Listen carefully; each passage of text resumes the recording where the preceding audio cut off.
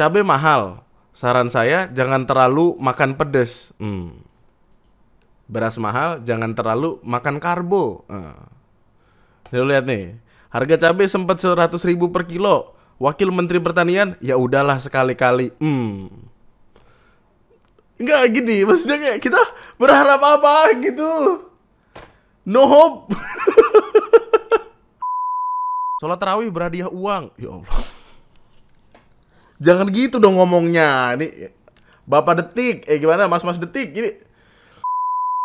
Sorry, itu suara apa? Token. Oh. Assalamualaikum warahmatullahi wabarakatuh. Waalaikumsalam warahmatullahi wabarakatuh. Dengan kejadian yang viral di TikTok tempo hari yang telah membuat warga Cikiwul merasa terganggu. Sorry, gue gak fokus sama suara token listriknya. Isi dulu bang, atau dipencet enter dulu biar gak bunyi gitu. 3 bocah SD di Gresik nekat curi motor di 4 lokasi. Dijual hanya 150.000. Ya. Kita lagi bicara ini bocah SD. Apakah mereka sudah bisa naik motor? Itu kan pertanyaan pertama gue. Ternyata dia gak bisa naik motor. Terus kenapa lu maling motor?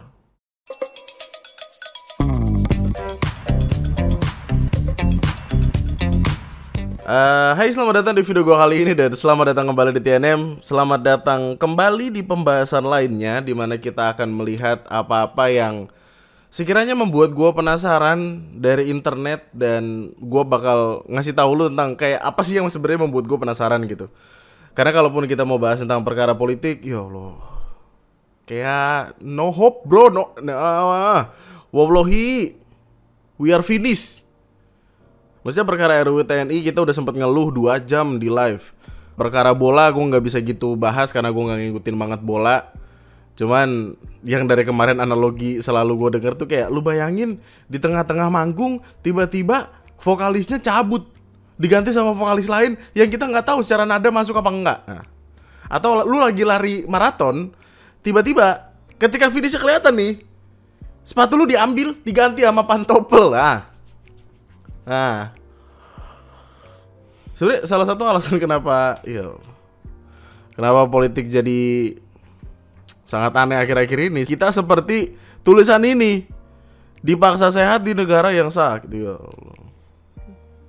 Mau bukti nih, cabai mahal, saran saya jangan terlalu makan pedes. Beras mahal, jangan terlalu makan karbo. Lu lihat nih, harga cabai sempat 100.000 per kilo. Wakil Menteri Pertanian, ya udahlah sekali-kali. Enggak gini, maksudnya kayak kita berharap apa gitu. No hope. No hope. Pernah lo di sini cabai itu 120 per kilo. Mungkin di tempat lain bisa lebih tinggi, tapi kayak Allah. Dan ketika ada yang marah-marah ngasih info tentang perkara yang aneh-aneh datang dari pemerintah, tiba-tiba dikirimin kepala babi. Ya. Beberapa waktu lalu, Maret tanggal 20 lebih tepatnya, Tempo dikirimin kepala babi tanpa telinga, tanpa kuping, ditujukan kepada Francisca Christy Rosana atau Mbak Cica, salah satu host Bocor Halus Tempo, dimana ketika dibuka tuh kondisinya udah busuk. Siapa yang ngirim? Untuk apa dikirim? Kok bisa dikirim? Ini tidak masuk akal, men. Maksudnya kayak kiriman kepala babi itu dibungkus kotak kardus yang dilapisi styrofoam. Kotak berisi kepala babi tersebut ditujukan kepada Cica. Di Tempo, Cica adalah nama panggilan Francisca Christy Rosana, wartawan Des Politik dan host siniar Bocor Halus Politik. Dibahas di mana-mana karena ya ini sama aja kayak sedang apa sebutannya, mengintimidasi jurnalisme. Sebenarnya di sisi lain, Mbak Cicanya sendiri udah hadir dengan kayak dijadiin candaan aja. Sempat ada video yang keluar di IG-nya Tempo kalau gue nggak salah, terus dibecandain aja kayak, nih udah jadi, nih udah dimakan gitu. Cuman jokes doang, bukan dimakan beneran. Terus kayak keluar kalimat ini, lain kali ngirim jangan kepala babi, daging babi gitu loh yang enak, mana telinganya udah nggak ada. Untuk sebagai bahan candaan aja. Tapi tetap kita tidak bisa lupakan kalau ini itu perkara yang serius loh. Kayak soal buat apa? Kepala babi dengan telinga dipotong tuh menggambarkan si pengirim kah? Wah, sosok berkepala tanpa telinga jadi nggak bisa denger suara rakyat. Iya, bagus. Good job, good job, good job. Masalahnya ketika kepala kantor komunikasi kepresidenan mendengar kabar tersebut, jadi tidak dianggap serius gitu. Yang terjadi pas dikirim itu apa yang terjadi? Ini semacam ancaman kepada para pers. Kebebasan pers, Pak. Udah dimasak aja. Kalau kepala babi Udah mau dimasak. dimasak. Gue nggak tahu ini ngejokes atau gimana, tapi hening setelah di ngomong kayak Udah dimasak aja. Kalau kepala babi mau dimasak. Dimasak aja. Ada juga anggapan jadi ancaman begitu Pak, gimana Pak responnya Pak? Enggak lah, saya lihat dari media sosialnya Francisca yang wartawan Tempo itu dia justru minta dikirimin daging babi. Itu kan semacam jokes lagi. Iya, sama artinya dia nggak terancam kan? Buktinya dia bisa bercanda. bukan. Kirimin daging babi. Enggak gini loh, yang gue nggak pak, men. Tolong digarisbawahi, ini adalah kepala kantor komunikasi kepresidenan. Oke lah, sama katakanlah korban orang yang dikirimi kepala babi itu dijadikan candaan. Tapi kan pengirimannya itu bisa berarti sesuatu dan bukankah harus dianggap secara serius? Karena pada akhirnya jurnalistik itu dilindungi oleh undang-undang. Itu gak paham tau kayak what happened? What happened bro? Ini kalimat ini kontradiktif sekali. Ya sama artinya dia nggak terancam kan? Buktinya dia masih bisa bercanda. Bercanda dan tidak merasa terancam bukan berarti ancamannya nggak ada. Allahu Akbar, Allahu Akbar. Halo kawan-kawan semuanya, selamat malam, selamat datang kembali di TNM. Kabar terakhirnya udah dilaporin ke Bareskrim Polri untuk dicari tahu siapa yang ngirim, siapa pelakunya, untuk diberikan hak jawab kenapa melakukan itu dan lain sebagainya. Cuman ya gue nggak tahu apa yang terjadi. Tapi halo semuanya, selamat malam, selamat datang kembali di TNM. Opening lagi aja kita. Jadi ceritanya gini, gue tuh ada penasarannya gitu sama hal-hal di internet yang sekiranya tuh menarik rasa penasaran. Ada banyak hal yang sebenarnya udah sempat kelewatan, tapi gue pengen ngajak lu untuk ayo kita bertanya-tanya kira-kira ini kenapa dan kok bisa. Gue ambil contoh satu. Pokoknya tiba-tiba gue ngeliat tweet ini, isinya intinya ranting lah, marah-marah lah. Gue lihat videonya itu tentang apa? Tentang jamaah tarawih yang udah kumpul sejak 14.30 sore. Diduga masjid selalu kasih amplop setelah siap sholat, setelah selesai sholat. Ini 2:30 bos, 2:30. Ayo. Ini tarawian beremang, bodoh tarawian sebelumnya asar ya. 14.30, 2:30 sore. Untuk kawan-kawanku yang tidak menjalankan ibadah puasa, buka puasa itu di hari-hari awal. Ini videonya datang dari hari-hari awal puasa. Itu di 18.08 kalau di tempat gua. Kalau di ini kan kejadiannya di Sumeneb. Sumeneb itu buka puasanya atau maghribnya jam 17.47. Coba bayangkan lu udah berkumpul dari jam 14.30. Oh ini di jalan ya? Ini nutup jalan ya? Satu arah doang gitu. Oh wow. Perkara nutup jalan atau enggak, pendapat orang beda-beda sih. Yang menjadi pertanyaannya orang-orang adalah kenapa jam 2:30 sore banget? Dari jadwal imsakiyahnya itu di Sumeneb 14.30 itu sekitaran waktu asyar. Jadi sepertinya akan menunggu sampai maghrib, sampai akhirnya isya, baru sampai akhirnya di sholat tarawih. Terus gue mempertanyakan, sebenarnya bagus untuk kita duluan ngambil syaf dalam sholat. Tapi ini duluan ngambil syaf apa duluan amplopnya nih? Nah itu yang jadi pertanyaan. Dan itu menimbulkan tanda tanya juga di internet. Terus ada yang menjelaskan, isi amplopnya 300.000. Selama bulan Ramadan masjid itu selalu rame selama amplop belum dikeluarin. Enggak, ini lucu banget. Di dalam kurung, selama amplop belum dikeluarin, orang-orang udah pada datang dari sore. Tapi ketika amplop udah dibagikan, masjidnya udah nggak rame lagi, balik jadi normal.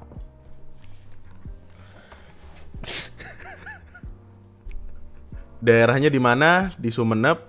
Terus ada pertanyaan, apakah setiap hari dibagikan? Enggak. Cuma sekali aja selama bulan Ramadan, tapi tanggal pembagian amplopnya itu nggak tentu kapan. Bisa di awal Ramadan atau bisa juga pertengahan. Tapi beberapa tahun terakhir pembagiannya pas awal-awal Ramadan. Soalnya mengantisipasi biar nggak macet. Oke. Terus kan kayaknya nggak fair kan kalau kita ngeliatnya dari Twitter doang. Gue lihat lah berbagai artikel yang sekiranya bisa membantu gua untuk mendapatkan penjelasan tentang apa yang terjadi.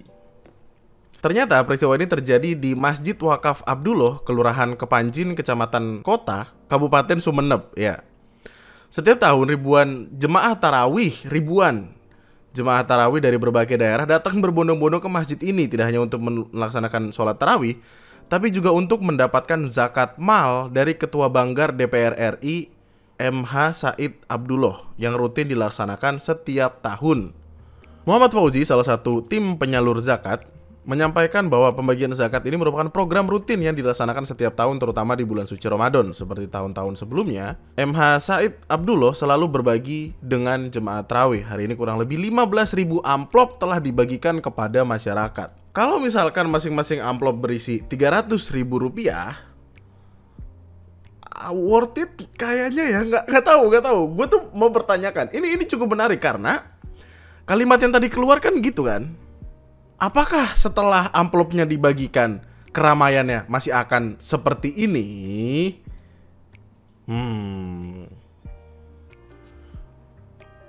Di kepala gue tuh kayak ini membuat gue penasaran gitu. Maksudnya setelah itu gimana gitu. Kalau dulu kan jokes-jokes orang-orang adalah taraweh hari pertama itu masih rame, full. Taraweh pertengahan bulan itu mulai tinggal setengah. Taraweh hari-hari akhir itu tinggal kakek-kakek sama nenek-nenek gitu kan. Jokesnya dulu gitu kan, zaman dulu banget tuh. Kalau yang ini nggak tahu jadinya gimana. Ya, anggaplah mungkin sebut aja bonus lah ya, bonus. Dan surprisingly ini terjadi tidak hanya di satu tempat, tapi di tempat lain juga. Yang tadi kan di Sumeneb. Yang satunya terjadi di Gondang Legi, Malang. Oh, harusnya kemarin gue nanya sama temen gue di Malang ya. Sholat tarawih berhadiah uang. Ya Allah. Jangan gitu dong ngomongnya. Ini Bapak Detik, gimana Mas-mas Detik? Ini sholat tarawih berhadiah uang menarik ribuan jemaah berdatangan di Kabupaten Malang. Jemaah sholat tarawih sampai meluber hingga tepi jalan raya. Banyaknya jemaah yang berdatangan membuat sholat isya dan tarawih di masjid tersebut viral di media sosial. Ribuan jemaah sampai harus rela beribadah sholat tarawih di tepi jalan yang merupakan akses jalan nasional sebab ruangan masjid tak mampu menampung kehadiran ribuan jemaah. Fenomena ini terjadi di Masjid Al-Ilyas di Dusun Penjalin, Desa Gondang Legi Kulon, Kecamatan Gondang Legi, Kabupaten Malang. Ribuan jemaah yang hadir, selain karena ingin mengikuti sholat tarawih berjamaah, juga berburu uang yang diberikan oleh Haji Sulaiman, pengusaha rokok yang tinggal di kawasan tersebut. Yang tarawih jadi rame. Terus ada cerita salah satu jemaah mengaku siapapun jemaah yang mengikuti sholat tarawih di Masjid Al-Ilyas mendapatkan amplop berisikan uang 20.000 sekali sholat tarawih tanpa terkecuali. Lumayan, 20 kali 30, 600 kan? Oh. Bonus, anggap aja bonus. Ibadahnya kita dapat pahalanya, uangnya kita dapat, mungkin gitu ya. Menurut Sujatmiko, jemaah yang mengikuti tarawih bukan hanya warga sekitar, melainkan juga warga dari kecamatan lain. Dirinya juga berasal dari desa Sumberjo. Berjarak kurang lebih 10 km dengan jarak tempuh sekitar 20 menit. Ia datang jauh-jauh untuk ikut sholat tarawih berjemaah di Masjid Al-Ilyas. Tentu saja untuk mendapatkan pahala dong. Sementara itu, Alvan, jemaah asal desa Ganjaran, Kecamatan Gondang Legi, juga mengaku masing-masing jemaah diberikan uang 20.000 oleh pengurus masjid. Alvan mengaku dirinya datang mengikuti sholat tarawih sejak hari pertama Ramadan. Ia tidak seorang diri, melainkan satu rombongan mengendarai mobil. Nah, kalau ini kan pasti karena ingin beribadah dong. Lah dia pakai mobil kan. Saya tidak sendiri datang ke sini, tapi beberapa saudara rombongan bawa mobil tuh. Dan apakah salah? Gue nggak tahu. Tapi kayaknya sih enggak ya. Maksudnya bonus kan. Yang penting kan sholatnya khusyuk kan. Cuman ya ini membuat beberapa pertanyaan di internet aja gitu. Dan menarik perhatian banyak orang. Cukup banyak orang. Yang satu 300.000, yang satu 20.000. Mungkin ini sebenarnya hitungannya ya jadi kayak ada orang baik ingin berzakat di bulan yang suci. Ya selama bisa dapat pahala dan dapat duit, kenapa enggak? Why not gitu ya kan? Selama niatnya tulus aja gitu. Oke, terus hal menarik lainnya yang juga gue temukan, dimana sepertinya ini akan menjadi lebih sering lu lihat. Karena apa? Gini, Lebaran kan makin cepet ya. Maksudnya udah bentar lagi gitu. Kita udah, ketika gue record ini sekarang 8 hari lagi, 8-9 hari lagi menuju Lebaran. Dan ketika makin dekat, makin banyak orang butuh duit dong. Dan ketika makin banyak orang butuh duit, makin banyak orang yang minta THR. Perkara ini gue yakin bakal jadi lebih banyak dialami oleh banyak orang. Cuman nih salah satu yang paling menarik perhatian adalah ini. Ada orang datang ke pabrik gitu, minta THR. Saya kasih aja lah. Saya kasih aja lah. Udahlah. Gua nggak mau itu duit lo. Gua mau pimpinan lu sini. Jangan gitu Pak. Harga saya kerja di sini Pak. Kalau lu kerja di sini, sampai ini amanah lo. Udah saya sampaikan, saya juga amanah Pak. Ya gimana mau ada ACC Pak? Saya juga. Bagaimana mau ada ACC? Lu makan berak di sini nggak hargain gua. Lu kalau pengen tahu, gua jagoan yang megang Cikiwul. Iya, Pak. Ada nih gua nih. Iya paham. Cikiwul di mana sih Cikiwul? Cikiwul itu Jawa Barat. Informasi yang bagus sekali. Wow, Bantar Gebang, dekat Bantar Gebang. Oke. Paham saya juga. Kalau gua tutup jalan di depan, kalau bisa bergerak. Siap. Buset. Hah? Ya bu. Ya gimana? Kita kan sesuai prosedur juga Pak. Prosedur buat nih. Gua mau ketemu pimpinan lu di sini siapa? Bos lu. Harga saya lah Pak. Saya kerja di sini Pak. Ya kan kita nggak ada Iya, hubungan paham. sama Kita kamu. nggak ada urusan Iya. sama lu, gua urusan perusahaan. Tapi kan kita sebagai pengamanan Bu. Kita pengen tahu. Pengen tahu bos lu siapa? Kita kan responnya pengamanan. apa gitu. Bos lu siapa? Nggak mau kenal gua, ya kan? Gua selama ini Biar nggak pernah bos lu turun. kenal gua gitu aja. Yang turun ke sini anak gua nggak pernah turun. Sekarang gua turun, gua ingin buktiin ternyata kayak begini semuanya, nggak menghargai lingkungan, ya kan? Oh. Nggak ngargain lingkungan? Ya, harga saya lah. Saya juga kan pengamanan sini. Ntar gara-gara ini saya keluarin. Gimana? Lu Nggak jangan ada keluarin, urusan. gua yang masukin, ngapain lu keluarin? Di sini gua yang megang pabrik-pabrik semua. Iya, Waduh. paham. Oh, gitu.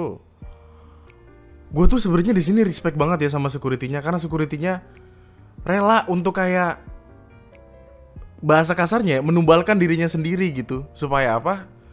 Supaya masalahnya selesai. Tapi ternyata tidak berhasil. Gue sedih banget. Nggak mau. Tahun Gua depan pengen- masa lu mau ngasih lagi gua? Nggak mau, itu kan gaji lu, nggak Gaji mau lu. lah. Gua pengen yang punya pabrik ini keluar. Gitu loh, Pak. ART-nya sekalian. Jangan ribut-ributan di sini, Pak. Bukan ini keributan.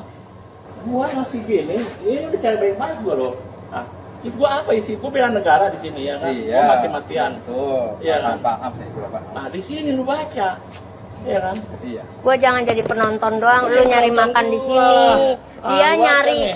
buat beli Fortuner, buat beli Ah, berlian. Kalau kita kan Gimana mau kalau misalkan saya ajuin lagi, terus saya yang berbicara? Ah, serah kalau gitu. Oke. Nih, tulis sama Nah. gua. Oke? Betul? Kalau gitu bagus. Margi saya lah, saya kerja di sini juga, Bu. Mana Benar. pulpen. Saya juga kerja di sini. Punya Cuma- orang-orang cuma di ACC kerja- gua kagak sih. Ah, Cuma kerja di sini, saya juga. Oh, itu sebenarnya ada pertanyaan tuh, punya orang-orang di ACC, gue kagak.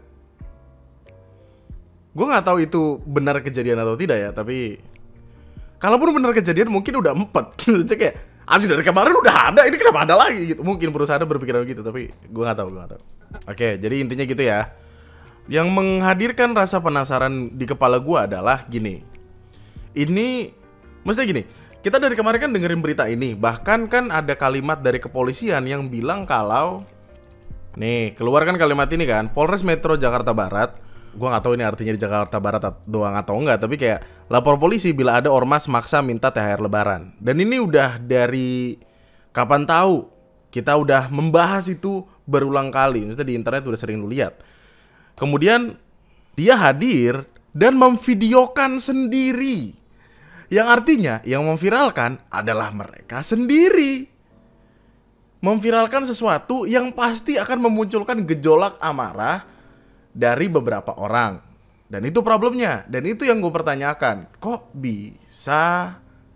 Itu dia. Oke lah, kalau ini kan, oh, Polres Metro Jakarta Barat nih mungkin beda sama, ini kan tadi di Bantar Gebang di Jawa Barat. Di Jawa Barat, Gubernur Jawa Barat larang perusahaan beri THR ke ormas. videonya naik 7 menit lalu. Tapi gini, maksudnya ini keluar dari gubernurnya langsung gitu. Dan sepertinya itu adalah dampak dari adanya video ini. Kelanjutan dari video ini adalah klarifikasi. Karena apa? Kan perkaranya rame gitu. Assalamualaikum warahmatullahi wabarakatuh. Sorry, itu suara apa? Token? Oh. Assalamualaikum warahmatullahi wabarakatuh. Waalaikumsalam warahmatullahi wabarakatuh. Saya nama Suhada alias Mangada, asli Cikiwul, pribumi Cikiwul, tumpah darah di Cikiwul, putra daerah Cikiwul. Dengan kejadian yang viral di TikTok tempo hari yang telah membuat warga Cikiwul merasa terganggu. Sorry, gue gak fokus sama suara token listriknya. Isi dulu bang, atau dipencet enter dulu biar gak bunyi gitu. Itu kalau titit, maksudnya kalau udah sekenceng itu artinya udah mepet banget, bentar lagi mati itu. Dengan ucapan saya minta maaf yang sebesar-besarnya. Saya mengakui salah, ya. Saya salah karena saya mengaku saya seorang jagoan di Cikiwul. Nah, itu saya salah. Ya, saya minta maaf. Dan untuk rame banget sih bang, ada apa sih bang di situ bang? Kenapa rame banget dah? Security yang tempo hari saya pernah mati-mati juga. Saya minta maaf juga ya sama security tersebut yang istilahnya takut dengan saya, takut hal-hal yang tidak diinginkan terjadi pada security. Saya minta maaf ya yang sebesar-besarnya, mohon dimaafkan, dan saya akan jelaskan kronologi kejadiannya apa saja ya habis. Ada lanjutannya nggak? Nggak ada ya? Ya begitulah bang, intinya dia minta maaf. Minta maaf, tapi yang namanya perkara sudah rame ya, apalagi ngebawa sebuah daerah. Ini kan ketakutannya kayak yang sempat terjadi di Garut waktu itu kan. Misalnya ketika nama daerah ke bawah bisa jadi problem, ya penyelesaiannya adalah dengan kepolisian. Keluar nih berita dari infobekasi.co, Bang Jago Cikiwul yang marah-marah ke pabrik plastik udah berseragam oranye, ditangkap polisi.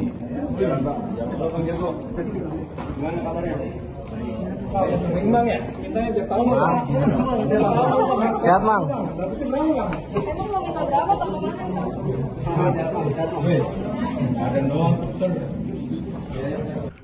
Wartawannya juga kocak, dan setiap kali nanya gue kadang suka seru sendiri tau kalau ngeliatin wartawan. Wih, bagus nih. Ih, keren banget alat ini. Ih, bagus, gue pengen. Jadi salah fokus gitu. Tapi ya udah ditangkap sama pihak kepolisian.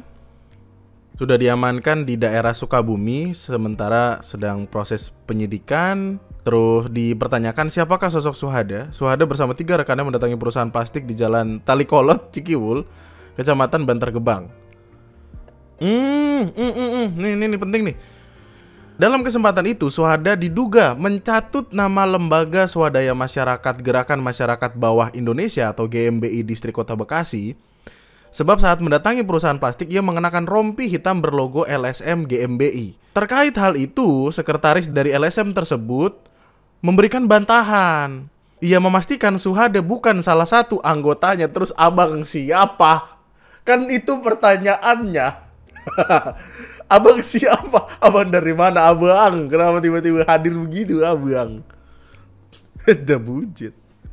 Asep juga mengungkapkan pihaknya tidak pernah merilis atribut rompi seperti yang dikenakan Suhada untuk anggota aja lah. Niat kalau bikin sendiri mah.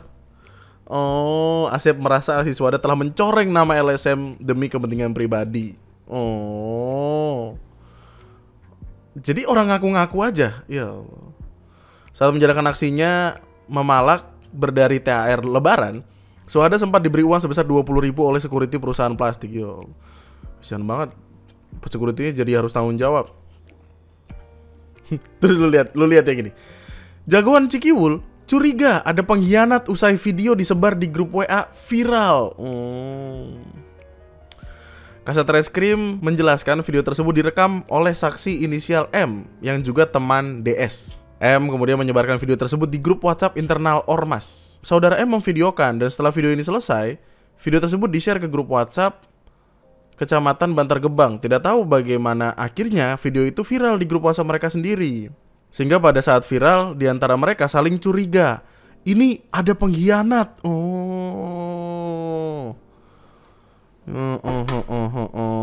Iya.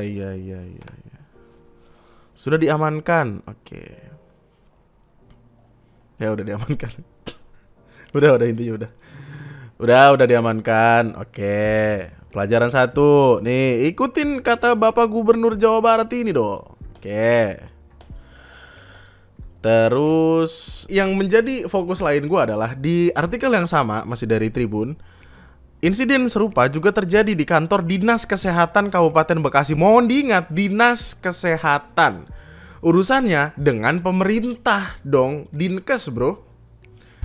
Sejumlah orang mengatasnamakan LSM mengamuk hingga mengotori kantor Dinkes karena tidak bisa bertemu kepala dinas. Mereka marah lalu mengotori lantai dengan alas kakinya yang sudah kotor dengan tanah merah, lalu membuang sampah yang dikeluarkan dari tong sampah serta membuang air pembuangan AC di galon ke lantai di depan pintu lobi Dinkes.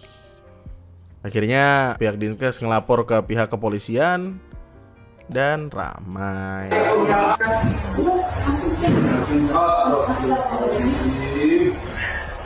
Sampah bro itu dilempar. Lah, gue kira ada mas-mas datang, gue kira mau dibersihin, ternyata malah di. Wow.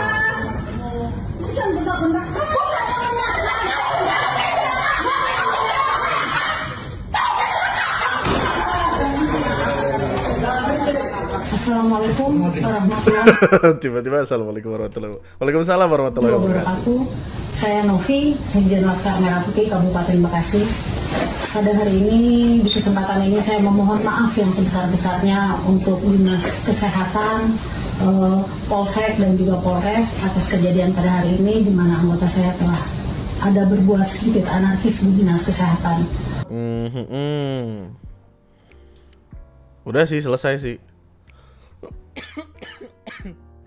Sebenernya gue gak tahu apa yang menyebabkan itu ya. Maksudnya for what kind of reason gitu. Kedua belah pihak saling memaafkan, kedua belah pihak tidak saling menuntut. Enggak, kenapa Dinkesnya harus minta maaf juga? Dinkesnya bikin salah apa? Itu kan yang jadi pertanyaan. Tapi akhirnya ya itu tadi, patokannya adalah kalimat dari gubernurnya, Deddy Mulyadi. Jangan takut terhadap aksi preman. Ya. Aneh banget bro. Aneh banget, sumpah dah. Nah, ini juga lebih aneh. Enggak gini, sebagai konteks buat lu yang mungkin lupa, ketika kita mudik, akan ada namanya posko mudik. Posko mudik ini difungsikan untuk orang-orang yang perjalanan jauh menuju ke kampungnya. Kalau lelah, ayo beristirahat di posko mudik yang kalian bisa temui di sepanjang jalan. Di rest area, di jalan Jagorawi biasanya banyak. Pokoknya di jalan-jalan arteri yang memang banyak dilewati orang untuk pulang kampung, untuk mudik. Tiba-tiba ada ormas halangi relawan dirikan tenda posko mudik di Cikarang Timur. Ya.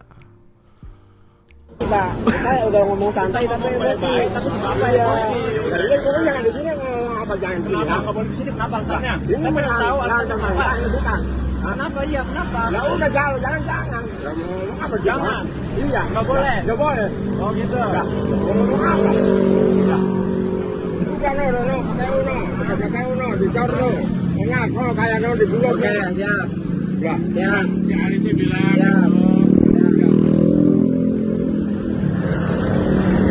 Ini tambal ban. Alasannya itu apa ya?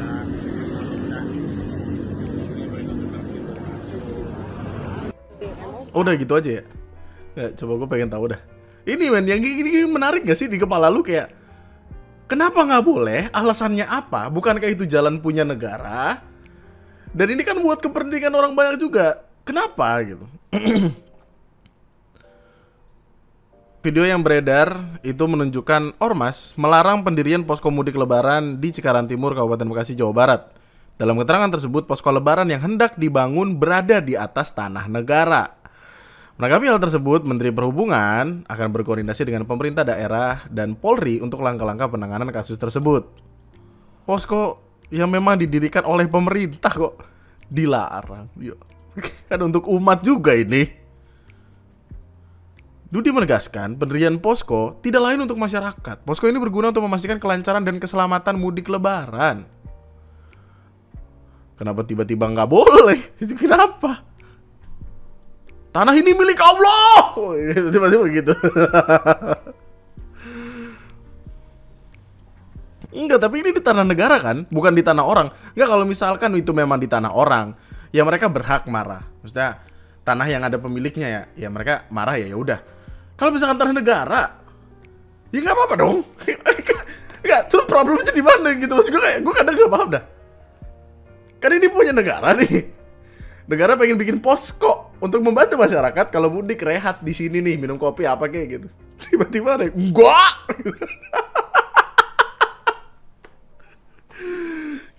Ini beritanya keluar kecepatan, jadi belum ada konfirmasi, maksudnya belum ada penjelasan dari si bapaknya. Gue juga nggak tahu alasannya apa. Apakah kayak nggak enak mata apa di situ, di sono aja. Di sini nggak enak, menghalangi feng shui. Gue nggak tahu. Aneh banget kalau dipikir-pikir. Oh, kenapa nggak boleh? Tanah ini milik Allah. Ya ampun, aneh banget dah. Menarik gak sih dari tadi yang gue bawain ke lu? Soalnya gue pikir kayak, kok bisa ya gitu? Kayak, nyampe gak di kepala lu? Gue enggak bro, kayak, hah kok gitu? Gitu. Dan salah satu yang paling gak masuk akal adalah ini. Lu ingat kemarin gue sempat naikin video yang ngebahas gilang-gilang itu? Ada komennya. Mungkin ini kurang nyambung, tapi saya punya cerita tentang THR ini. Baru terjadi beberapa hari yang lalu bahkan, Senin 17 Maret 2025. Ada sebuah pembukaan yang terjadi di sekolahku. Kenapa terjadi pembukaan? Karena diduga 2 orang ormas dengan nama LSM dikirimkan untuk meminta THR ke sekolahku. Nah, si ormas ini datang dan berbincang dengan satpam sekolahku. Mereka berbincang entah apa, tapi akhir dari pembicaraan tersebut adalah 2 satpam dan 2 orang ormas ini berakhir pukul-pukulan, lalu leher salah satu satpamnya di. Cerita detailnya belum dapat karena kedua satpamnya masih dirawat di rumah sakit karena luka yang diterima, tapi ya agak tragis karena adanya THR ini bikin satu satpam sampai tak sadarkan diri hingga dibawa ke rumah sakit. Juga entah kenapa ada sistem THR padahal ormas di situ nggak melakukan apa-apa, bahkan merugikan sekolah kami. Gua penasaran dong. Penasaran banget gua. Gak lama setelah itu istri gua ngasih tahu kalau ada postingan ini.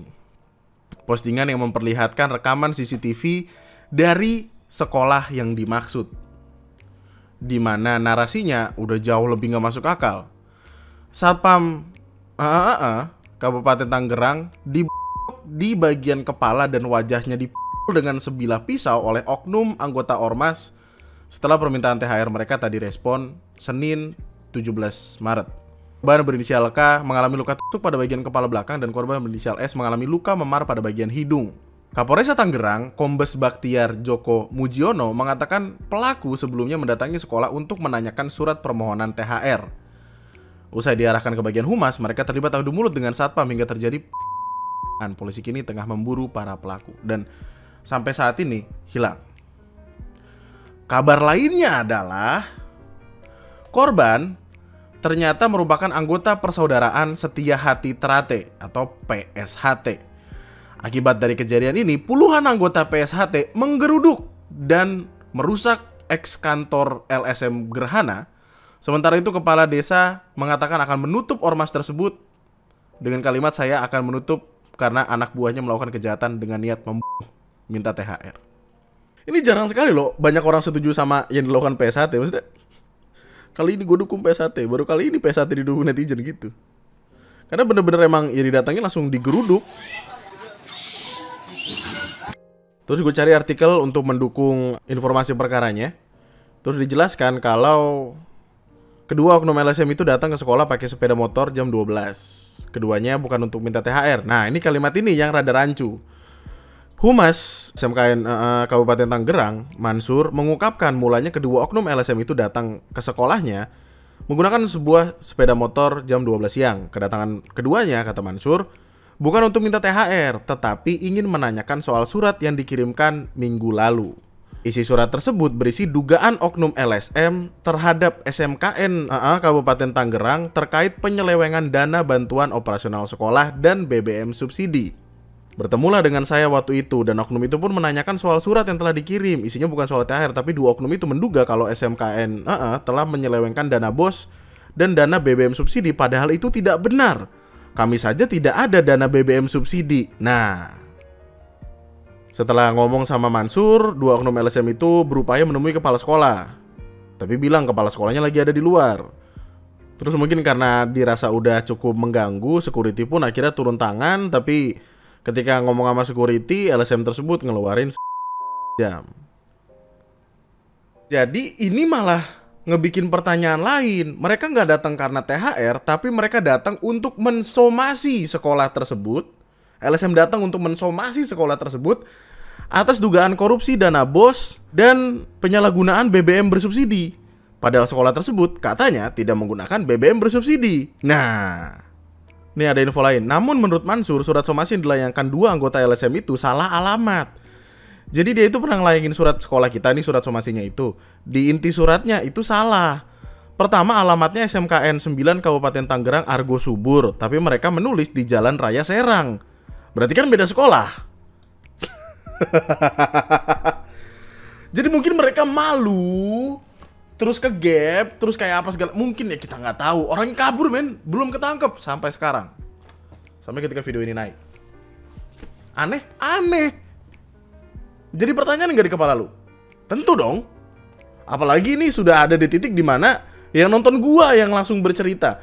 Ini 2 hari lalu men, sebelum beritanya sendiri keluar. Ini info A1 bro, A99 ini bro. A0, awal banget. Gila, kacau banget. Kapan gitu kita bisa kelar dari yang namanya kayak gini yang dipalak-palak? Kalau misalkan jelas gitu. Gini, ada sebuah perumahan itu banyak ditinggal orang ketika lagi bulan-bulannya mudik, lagi bulan-bulannya orang pada pulang kampung. Terus ada penambahan personil untuk menjaga perumahan tersebut. Ketika kita seperti diharuskan untuk bayar, gue yakin orang rela kok. Karena pada akhirnya mereka tahu uang mereka untuk apa. Oke. Tapi kalau misalkan ucul-ucul dateng tanpa informasi yang jelas, kerja kagak, apa kagak minta duit ya. Karyawan bukan, bos bukan, bangun gedung kagak. Itu kalau di atas jadi koruptor kayak, wah kan. Pertanyaan apa itu? Menurut beberapa orang, itu kan kalimatnya pemalakan ya. Dan perkara pemalakan yang paling gue inget sekali itu datang dari video yang ada di Jambi. Ini perkara menyebalkan, tapi berakhir kocak gini.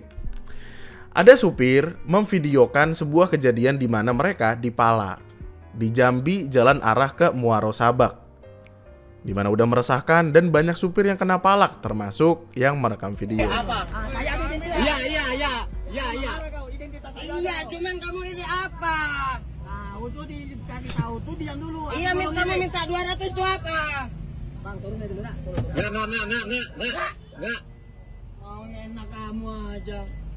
Enak kamu aja. Ini saya jalan bayar pajak. Woi, tahu ya enggak usah kamu. Oh, bagus. Turun. Gaya kamu. Turun. Iya, saya enggak ngeras, cuman abang kayak gini caranya. Kamu yang ngeras dulu, di depan. Viralkan. Ya enggak, kamu apa? Gunanya uang 200 itu apa? Apa gunanya? 200. Abang tadi minta 200. Kau jangan mau campur. Ini loh yang bilang 200. Tadi bilang 200. Buktinya apa? Kau minggir. Nah, kan? Ya. Tadi bilang 200. Ya, ngelak ya. Kamu minta 200. Aku mikir pendaftaran awal. Ada buktinya, ada bukti. Ada video tadi udah. Tadi bilang 200. Pendaftaran awal 200. Tadi bilang 200. Ya. Nggak usah lah. Nggak ada uang kami. Nggak apa-apa, liatin Pak, motornya bodong Pak, liatin Pak, nggak ada spionnya Pak. Nggak ada spionnya Pak, nggak pakai helm Pak. Wah, banyak banget kesalahan dia. Malak, nggak ada spion, nggak ada plat nomor, ya, nggak pakai helm, ya. Berhenti di jalan, ya. Nggak ada uang kami. Nggak ada kami uang. Kamu nggak minta uang, lah. Kamu minta uang kok kamu. Kamu minta uang tadi, bukan nggak minta uang. Ada udah. Buktinya mana? Tadi minta 200. Katanya uang pendaftaran 200. Alah kamu itu. Nampain kita ayo kalau saya minta duit. Buktinya mana? Kayaknya ini lagi apa? Reverse psychology gitu loh. Mungkin kayak dia tahu ketika awal ngomong 200 nggak direkam, jadi dia kayak seolah-olah nanya mana buktinya supaya dia tahu ada buktinya atau enggak untuk berusaha meyakinkan supaya dia merasa aman atau tidak gitu-gitu. Apa kamu tujuan kamu ngadang kami? Kalau nggak minta uang. Apa tujuannya? Tujuannya apa? Nggak usah. Ini pemalakan, Bang. Pemalakan anak. Bukti apa? Apa kamu ngadang aku? Kalau nggak minta uang. Kamu. Iya. Di depan bay ini macet. Enggak usah. Biar macet dah. Biar sampai macetnya. Woi, kau jangan yang keras kau aja ini macet. Biar. Di depan Macet biar. hancur kau. Wih, hancur kau. Wih. Kenapa gua inget jegel ya? Hancur kau. Wih. Hancurin dah, mumpung ada video. Hancurin. Kau turunin lagi biar Enggak. Biar. Bro, ini namanya pengancaman. Pengancaman ada pasalnya. Bisa dilaporin dan itu kayaknya ngebikin mereka panik. Apa sih, sebolak-balik aja? Minta 200 tadi. Aku kalau 200 udah ada. Kau tuh dijelasin dulu baru kau marah. Tadi minta 200. Tenang dulu, aku jelasin ya. Kami di sini, portal koordinasi kamu ini pelannya pelan luar. Terus? Ini kami dari ketua pemuda. Di situ. Nah, terus? Karena ini sering terjadi pelan luar kayak gini. Dipalak. Kami yang tertibkan. Terus? 10. Oh, jadi mereka nggak malak, guys. Mereka melindungi supir-supir dari pemalakan. Caranya kalau mau dilindungi, bayar. Kan malak ya? Anjing, goblok lu. Goblok banget lu. Cara melindungi diri dari pemalakan adalah dipalak. Anjing, goblok banget. Dongo. Minta berapa? Saya portal koordinasi cuma 150. Kan 150. Oh, turun. Kamu foto identitas aku nih. Nah, ini identitas aku, kamu foto. Ya kan? Nomor WA aku kasih ke kau. Kalau ada yang ganggu kau telepon. Terus? Ini 150 tiap lewat. Sekali cuman masuk. Kau jangan marah terus. Enggak ada aku kalau 150. Kau. Enggak ada. Nah, aku bukan malah aku ada identitas. Oke, siap. Identitas apa sih itu? Nggak, ini tuh siapa dia? Kau baca ini, lembaga apa? Provinsi Jambi. Kau sudah. Enggak ada Provinsi Jambi. Nah, kau baca itu. Ya. Bos, kita lengkap data kita ya. Bukan ilegal. Cuman abang minta segitu besarnya. CS, kita berkawan. Kita berkawan. Oh, tiba-tiba baik, bro. Tiba-tiba baik. Gua nggak tahu karena di videoin atau gimana. Tiba-tiba tos, iya. Iya, cuman kalau segitu besarnya kaji aja kan. Biar usah. Ini solidaritas kita, kami yang jaga kau sampai Simpang 40.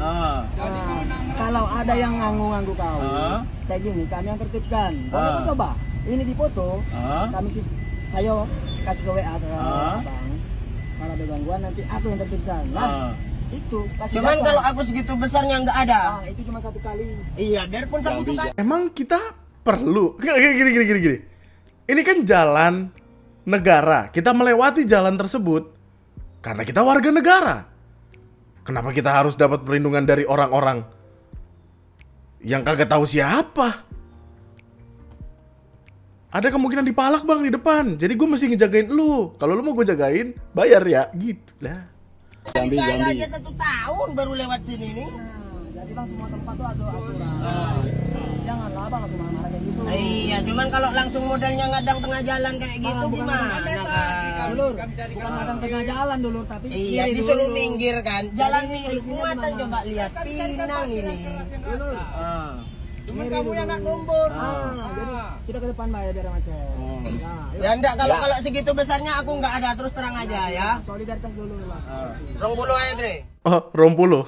Oh, kayaknya 20 udah dikasihnya pada akhirnya. 200 turun ke 150, jadi 20.000. Gas. Dan lo tau apa yang terjadi setelah itu? Ditangkap. Ya iyalah. Apalagi? Masih kagak ditangkap? Kocak.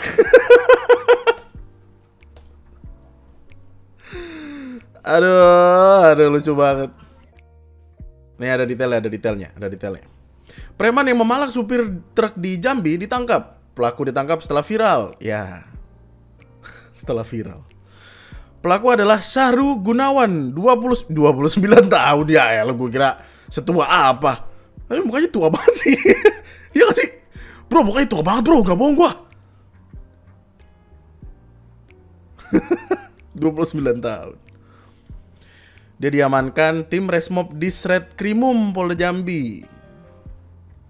Setelah viralnya video tersebut, tim Resmob menuju ke kawasan Tanjung Lumut. Sampai di lokasi petugas tidak menemukan pelaku. Selanjutnya petugas mendapat informasi bahwa pelaku akan menyerahkan diri di Simpang Gado-Gado. Di sana pelaku langsung digiring pihak kepolisian.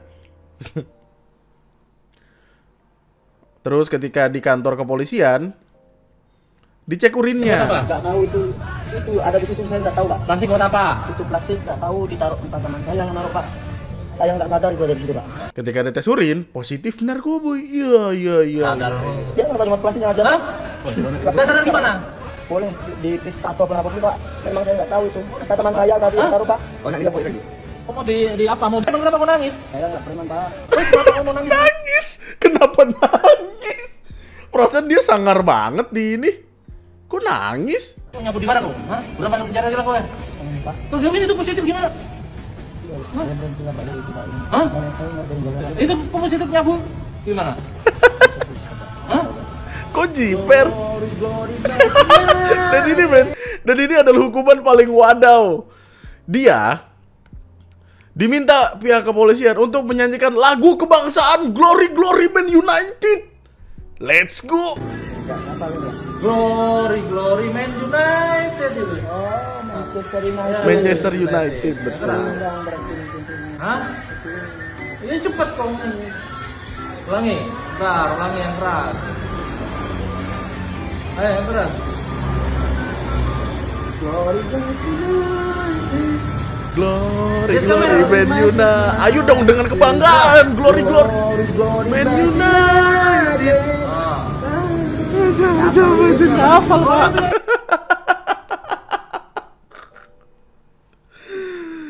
Kocak. Ya, pemalakan tidak boleh kawan-kawan, apalagi disertai dengan ancaman Anda bisa dipenjara. Apalagi kalau Anda narkoboy. Ya, kocak. Terus udah. Kok dia doang? Temennya satu lagi mana? Masa dia doang? Meskipun pada akhirnya masih banyak yang mempertanyakan kenapa kriminalnya harus nyanyi lagu Glory Glory Man United. Itu akan menjadi perdebatan lainnya yang sepertinya tidak akan habis. Jadi kita akan lari ke bahasan selanjutnya. Oke. 3 bocah SD di Gresik nekat curi motor di 4 lokasi. Dijual hanya 150.000. Ya. Seperti yang gue bilang, membuat penasaran karena intriguing gitu. Seperti kayak, kenapa bocah maling motor? Kita lagi bicara ini bocah SD, apakah mereka sudah bisa naik motor? Itu kan pertanyaan pertama gue, ternyata dia nggak bisa naik motor. Terus kenapa lu maling motor? Nah, terus gue bacalah artikelnya. Di artikelnya dijelaskan kalau ada 3 bocah SD di Kabupaten Gresik nekat melakukan aksi pencurian di 4 lokasi atau 4 TKP yang berbeda. Para pelaku berinisial F 12 tahun, H 9 tahun, dan NA 10 tahun. Mereka disebut telah merencanakan aksi pencurian sejak hari Senin 17 Maret siang. Pihak kepolisian menjelaskan kalau sebelum beraksi dini hari tadi, ketiganya menyusun rencana terlebih dahulu di rumah F. Kemudian keesokan harinya, 3 bocah itu mendatangi sasaran lokasi di sekitar Jalan Harun Thohir untuk mencari target yang tidak dikunci ganda, yang tidak dikunci setang untuk dia bawa. Mereka berangkat ke warung alun-alun Gresik dengan jalan kaki. Setelah memastikan situasi di TKP aman, ketiganya kembali ke lokasi pada Selasa dini hari sekitar pukul 1 pagi. Lalu 3 bocah itu mulai menjalankan rencananya. Pelaku F berperan mencuri motor sasaran, yakni Yamaha Mio warna biru. Kemudian HR dan NA membantu F mendorong motor tersebut dari belakang. Kenapa didorong? Karena seperti yang gue bilang tadi, tidak ada satupun dari mereka yang bisa naik motor. pun juga nggak akan bisa nyala karena nggak ada kuncinya kan. Namun aksi 3 bocah itu dicurigai oleh warga bernama Samlan yang merasa melihat mereka mendorong motor tersebut. Ia pun segera lapor polisi. Gak lama kemudian petugas tiba di lokasi dan ketiganya diamankan. Awalnya ketika di video penangkapannya, yang tentu tidak bisa gue kasih lihat ke lu, hanya akan gue kasih lihat suara aja. Tapi intinya mereka lagi dikerumunin orang-orang.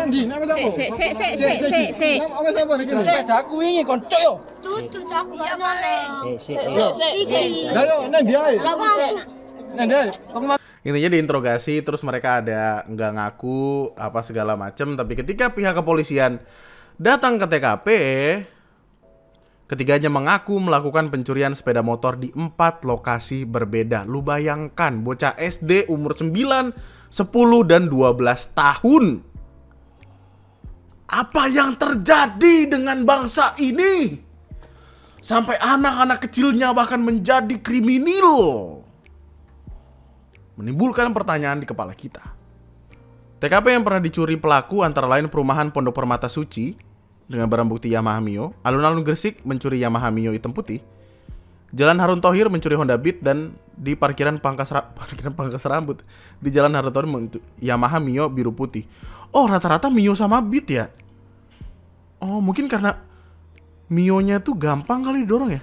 Untuk melakukan pencurian, dia bilang 3 anak di bawah umur itu pun melakukan perencanaan, termasuk mensurvei lokasi dan menggambarkan suasana titik pencurian motor. Wah, sindikat apa ini bocah?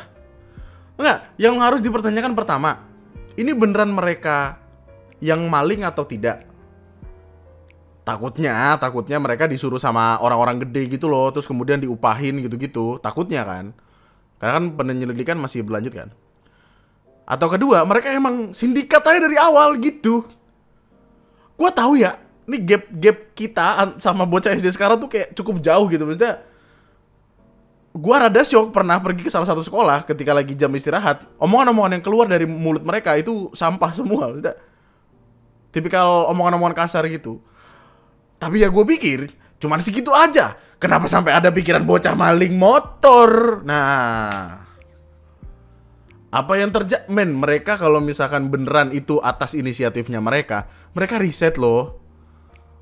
Mereka mensurvei titik-titik di mana kayak, motor ini kayaknya bagus. Wah, suasana di sini sepertinya sepi. Oh, kok bisa? Kenapa? Dan problemnya, Kasat Reskrim mengatakan dari hasil pemeriksaan 3 anak usia SD itu telah menjual salah satu motor curiannya seharga 150.000 kepada orang yang ditemui di jalanan. Abang mau motor nggak abang? 150 aja abang gitu. Oh boleh deh, boleh. Nih ya, ini motornya, duitnya abang gitu. Yeay, top up FF gitu. Indikasi inilah yang jadi pertanyaan. Kok 150.000 ini disuruh orang apa gimana gitu. Dan ini kan mereka nggak kenal orang itu gitu loh. Adapun uang hasil pencurian tersebut kemudian digunakan untuk bermain permainan arkade elektronik dan jalan-jalan ke Surabaya. Gokil. Polisi kini tengah menyelidiki kemungkinan adanya jaringan penadah motor curian yang lebih besar. Saat ini akan kami gali kembali. Mereka masih anak-anak, jadi kami juga harus berkoordinasi dengan dinas terkait. Masalahnya ketika gua scroll lagi ke bawah, ada tulisan broken home. Ya. Selain itu, dari penyelidikan dan juga pemanggilan orang tua, 2 anak pencuri motor berasal dari keluarga broken home. Orang tua mereka, kata Abid, telah bercerai. Pola asuh yang keras dan tidak ada peran ibu di keluarga, ayah dan ibu telah bercerai, jadi tidak benar jika ada berita diperintah ayahnya untuk mencuri. Ketiga bocah ini mengaku melakukan pencurian atas inisiatif sendiri tanpa ada yang menyuruh. 150.000 untuk main time zone dan jalan-jalan keliling Surabaya. Asik. Mungkin karena bocah ya, jadi dia nggak tahu harga motor berapa, terus kayak ya 150 time zone gitu. Padahal kalau dia jual motor harganya bener ya. Ini bukannya gue ngasih tahu kriminal gimana cara bekerja ya, maksudnya riset dulu. Gimana sih, gue tau lu bocah tapi riset dulu lah. CP50 gue gedek sendiri, Mio CP50 6 juta itu second. 6 juta lu main TM Zone sampai kaki lu bongkes. Bongkes apa tuh? Masih kami dalami lebih lanjut soal penadah motor. Nanti bisa diupdate di PPA Reskrim, dilimpahkan ke sana. Semua masih didalami, termasuk ada atau tidak pihak-pihak yang menyuruh ketiga anak ini. Oke. Tolong digarisbawahi broken home. Jadi, kalimat ini saya tujukan kepada bapak dan ibu di luar sana yang memiliki anak. Tolong diperhatikan anaknya, dipeluk anaknya, diberikan kasih sayang yang cukup. Karena kalau tidak, bisa-bisa banyak warga yang udah beli motor, tiba-tiba motornya nggak ada. Masuk Indomaret, keluar parkiran, lah motor gua mana? Dibawa bocah 3 tuh, dik gitu ya.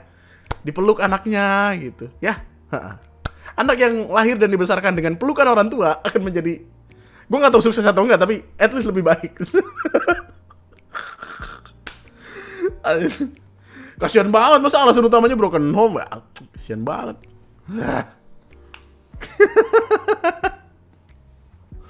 Broken home aja. Oh, dan perkara bocil tadi menutup perjumpaan kita pada malam hari ini. Tadi tuh niatnya gue pengen cari yang lain gitu untuk menambahkan dan bikin ini jadi 2 video, tapi kayaknya kita lempar ke video lain aja.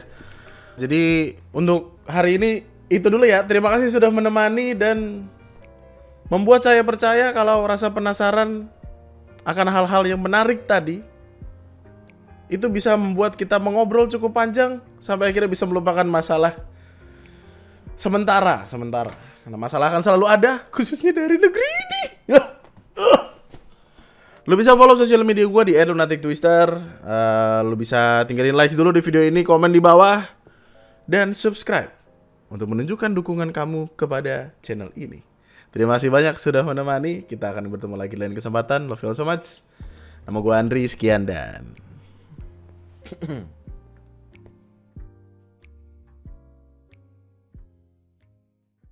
gue ya, zaman SD, kayaknya mainan gue tuh masih niupin undur-undur, lu tau kan yang serbuk-serbuk itu yang kalau kita tiup pakai sedotan kayak undur-undurnya keluar gitu. Naroin tanaman yang meletek-meletek itu, peletekan, ditaruh air, peletek gitu. Kejar-kejaran, main galaksi ngapa segala macem. Untuk bocah sekarang sampai ada di titik dimana dia maling motor, gue nggak tahu harus menyebut itu impresif atau tidak ada harapan ya. Nggak baik ya mengambil contoh cuma dari tiga bocah gitu. Tapi kayak sumpah sampai ada di titik ini gitu. Kayak heran banget. Nyolong motor kok opsi. Main PS, main GTA nggak apa-apa deh, GTA. Nyolong motor tapi nyolong motor di GTA deh, nggak apa-apa. Mantap.